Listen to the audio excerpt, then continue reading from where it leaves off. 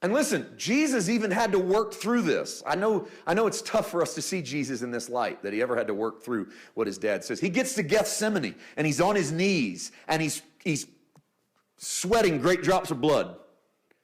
And he literally says to the Father, Father, if there's another way to do this, I choose that. But if not, I'll do it this way. I'll drink the cup. That cup of judgment. I'll drink it. I choose not to, but I'm not going to let my choice supersede who you are. So Dad, what do you want? And he gets up, walks over to his disciples. Remember after he said, could you not tarry one out? And they're passing out asleep in the garden. And Jesus finally on the last trip from his prayer time says to them, the time is here. Now is the time. Let's go. What's he mean? Dad spoke. Let's go. Now, what Jesus is telling us in John 14 is, I'm giving you this. I'm giving you everything you see out of me. It's the message I wish someone had preached to me way back when I was introduced to Jesus. You see, I'm going to be honest with you. I only got saved because I was scared of going to hell.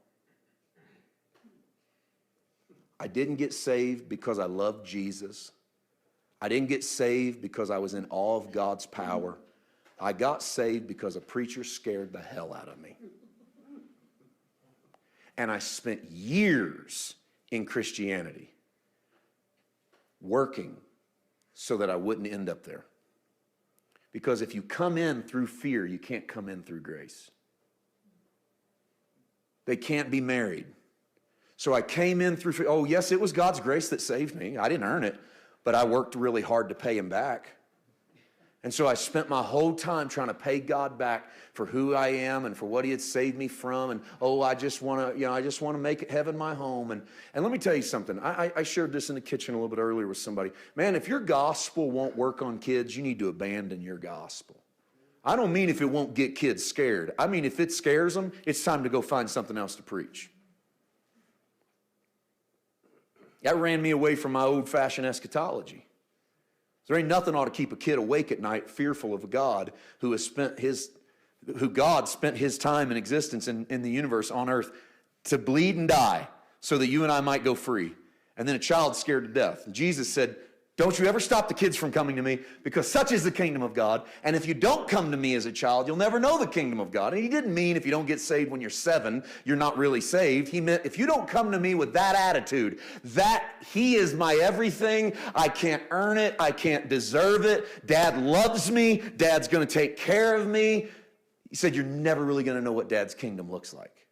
Do you know how many testimonies I've got from people all over the world that say to me, Pastor, has anybody else ever said this to you? I love that, because we always think we're the only one. And every one of them says, has anybody else ever said to you that when they came into the knowledge of grace, they felt like God to them was like it was when they was a little kid? And I always smile because I say, I know you feel like you're by yourself, but I've never met a grace person yet that won't admit that the day I realized it was truly paid for, not only was it like I got born again all over again, it reminded me of what I thought of God when I was 7 or 8 or 10, before I was too Christianized to know better, before somebody had preached religion into me enough to where that God didn't exist anymore. I think that's the crying shame, is that somewhere we took that God and we set him aside. And Jesus says to his disciples, here's some stuff I want to leave with you when I go. Now, at risk it was at risk of stealing my own thunder earlier that I told you that it's peace is our starting point, but who cares? What an amazing thing. Let the thunder be stolen. May we never stop dwelling on the fact that he has handed us his peace. I want to take a time. I just want to take a second there, because peace is the most elusive thing for most of us in our society. We're going to go home, we're going to turn on the news, and it's all going to go flying out the window. Because we for so long have based our peace on what the world told us about peace.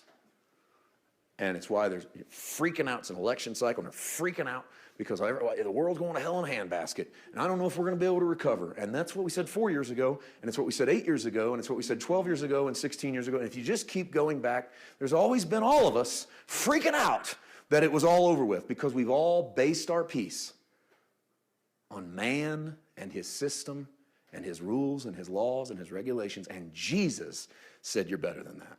Of his fullness we have all received grace for grace. And Jesus grabs it and reaches across.